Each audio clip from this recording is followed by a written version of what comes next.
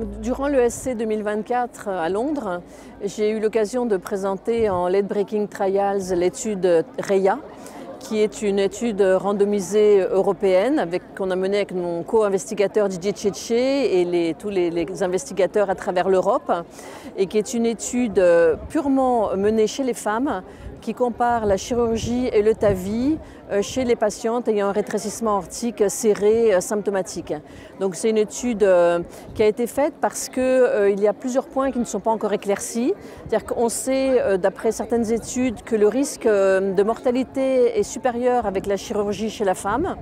On sait également que le bénéfice du TAVI est probablement supérieur chez la femme que chez l'homme, qu'elles sont moins représentées dans les études randomisées, et donc c'était important de faire une étude vraiment dédiée, comparant ces deux techniques avec le TAVI qui est maintenant qui est le gold standard dans beaucoup d'indications. Et donc c'est une étude randomisée, 1 pour 1, qui compare le TAVI avec la Sapien 3 ou Sapien 3 Ultra dans un groupe, et le groupe chirurgie, c'est toutes les valves qui sont commercialement disponibles. Les patients sont très bien suivis, donc jusqu'à 1 an, et le critère principal, c'est un critère composite de décès, AVC, réhospitalisation.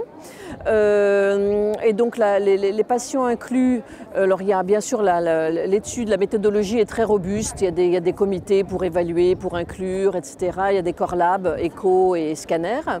Donc la population, les deux groupes étaient très bien balancés entre les deux bras, que des femmes donc, un âge moyen de 73 ans. Et des patientes à bas risque, puisque le SCS était à peu près à 2, donc bas risque, c'est important aussi. Des rétrécissements aortiques typiques, enfin serrés, avec une fraction d'éjection normale. Ce qui est intéressant, c'est que 70 à 75% des femmes avec un petit anneau mesuré au scanner. Ensuite, surtout des valves de 23 implantées, que ce soit en TAVI ou en chirurgie. Et donc, en ce qui concerne les résultats, donc les résultats, c'est ce qu'on attend. C'était une étude de non-infériorité du TAVI par rapport à la chirurgie, voire de supériorité.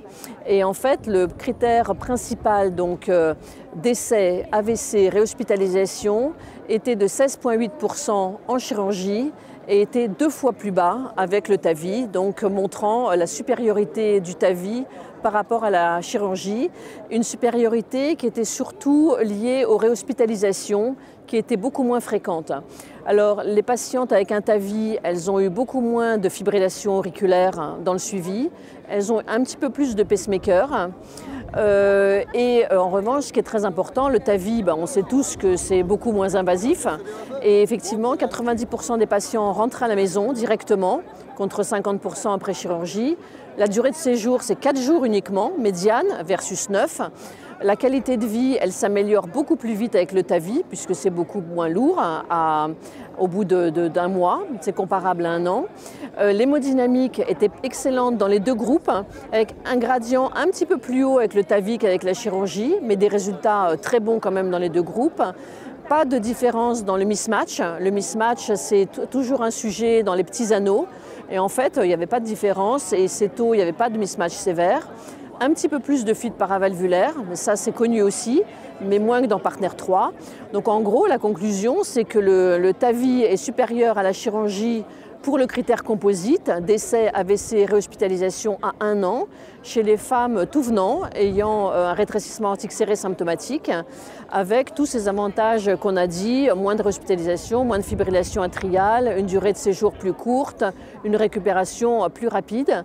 La conclusion, c'est qu'on a tendance à dire que l'on pourrait proposer en première intention plutôt le TAVI que la chirurgie dans ce type de population.